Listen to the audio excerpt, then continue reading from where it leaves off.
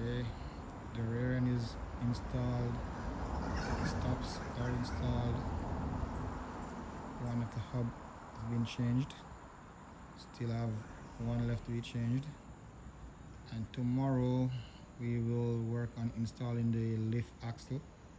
It would be about where that little table, metal table is. That's where the lift axle should be. After which it would be tires and the body.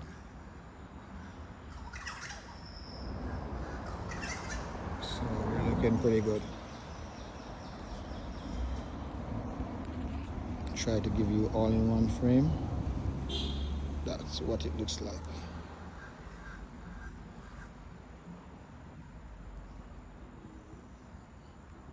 There you have it.